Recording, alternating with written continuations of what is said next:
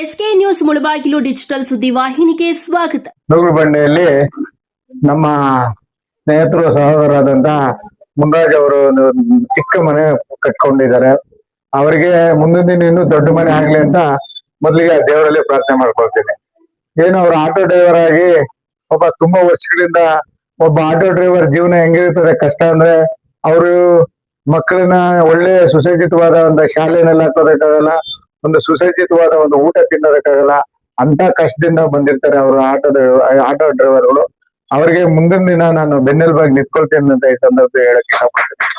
ನಾನು ಮೊನ್ನೆನೇ ಏನೋ ಒಂದು ಇದ್ ಮಾಡಿದ್ದೆ, ಈಗ ಅದು ಸ್ವಲ್ಪ ಡಿಲೇ ಆಗಿದೆ. ಮುಂದಿನ ದಿನ 100% ನಾನು ಇವತ್ತು ಎಲ್ಲ ಆಟೋ ಡ್ರೈವರ್ಗಳ ಅವರ ಸಂಘವನ್ನು ಒಂದು ಬಾರಿ ಭೇಟಿ ಮಾಡಿ ಸುಮಾರು ನನ್ನ ಕಡೆಯಿಂದ ಒಂದು 100 ಆಟೋಗಳನ್ನ ಕೊಡಿಸ್ಬೇಕು ಅನ್ಕೊಂಡಿದ್ದೀನಿ. ನೋಡೋಣ, ದೇವರು ಇದ್ದಾನೆ. 1000% ಈ ಮಾತನ್ನ ಇನ್ನು ಕೆಲವೇ ದಿನಗಳಲ್ಲಿ ಇದನ್ನ ನಿಜ ಮಾಡ್ತೇನೆ. ಮೊನ್ನೆನೆ ಮಾಡೋಣ, ನಮ್ಮ ಬರ್ತ್ಡೇ ದಿನ ಅನ್ಕೊಂಡಿದ್ದೀವಿ. ಬರ್ತ್ಡೇ ದಿನ ಮಾಡಿದ್ರೆ ಸುಮ್ನೆ ನೋಡಿ ಇವಾಗೆಲ್ಲ ಬಂದಿವ್ರು ಇದ್ ಮಾಡ್ತಾರೆ ಅನ್ಕೊಳ್ತಾರೆ. ನಾವ್ ಇಲ್ಲಿ ಒಂದು ಸೇವೆ ಮಾಡ್ತಾ ನಾವು ಒಂದು ಪಾರ್ಟಿನಲ್ಲಿ MLA ಆಗ್ಬೇಕಂತ ಬಂದಿದ್ದೀವಿ. ನಮ್ಮ ಪಾರ್ಟಿ ಕಾಂಗ್ರೆಸ್ ಪಾರ್ಟಿ.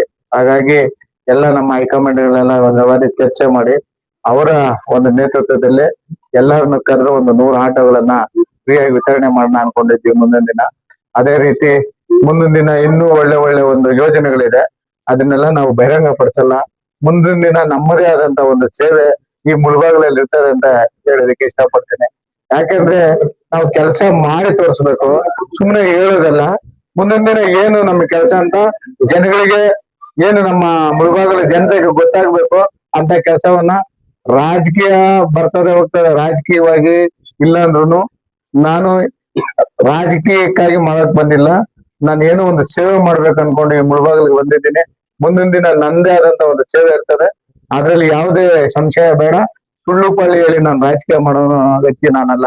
ಹಾಗಾಗಿ ಮುಂದಿನ ದಿನ ಏನು ರಾಜಕೀಯ ಎಲೆಕ್ಷನ್ಗೆ ಮುಂದೆನೆ ನಮ್ಮ ಒಂದು ಇದು ಸಾರ್ವಜನಿಕರಿಗೆ, ಇಲ್ಲಿನ ಜನರಿಗೆ ಸೇವೆ ಯಾವ ರೀತಿ ಮಾಡಬೇಕು ಮಾಡ್ತಾ ಇದ್ದೀವಿ ಅಂತ ಒಂದು ಮುಂದಿನ ದಿನ ಗೊತ್ತಾಗುತ್ತೆ. ಎಲ್ಲ ಮೀಡಿಯಾ ಮಾಧ್ಯಮದ ಮುಂದೆ ಇವತ್ತು ಹೇಳ್ತಾ ಇದ್ರೆ, ಮುಂದಿನ ದಿನ ನಮ್ಮ ಸೇವೆ ಏನು ಇಲ್ಲಿ ಸುಮ್ಮನೆ ಬಹಳ ಹದಗೆಟ್ಬಿಟ್ಟಿದೆ ನಮ್ಮ ಮುಳಬಾಗಿಲು. ಯಾವುದೇ ಒಂದು ಮೂಲಭೂತ ಸೌಕರ್ಯಗಳೇ ಇಲ್ಲ. ಈಗ ಬರ್ತಾ ಇದ್ದೀನಿ ರಸ್ತೆನಲ್ಲಿ, ನಾನೇ ಆಟೋ ಓಡಿಸ್ಕೊಂಡು ಚಲಾಯಿಸ್ಕೊಂಡು, ಇಲ್ಲ ಆಟೋ ಡ್ರೈವರ್ ಮನೆಗೆ ನಾನೇ ಬರ್ತೀನಿ ನಡೆಯಪ್ಪ ಆಟೋ ಅಂದ್ರೆ ಅಂತ ಬಂದಿದ್ದೀನಿ. ಮುಂದಿನ ದಿನ ಈ ಆಟೋ ಡ್ರೈವರ್ಗಳು ಒಂದು ಏನಿವತ್ತು ಸೂರು ಇಲ್ದಿರೋರಿಗೆ ಸೂರು ಕೊಡ್ಸಂತ ಕೆಲಸ ಮುಂದಿನ ದಿನ ನಿಜವಾಗ್ಲೂ ನಾವು ಮಾಡೇ ಮಾಡ್ತೀವಿ ಅಂತ ಈ ಸಂದರ್ಭದಲ್ಲಿ ಹೇಳೋದಕ್ಕೆ ಇಷ್ಟಪಡ್ತಾ ನನ್ನ ಮಾತನ್ನ ಮುಗಿಸ್ತಾ ಇದ್ದೀನಿ. ಜೈ ಹಿಂದ್, ಜೈ ಕರ್ನಾಟಕ.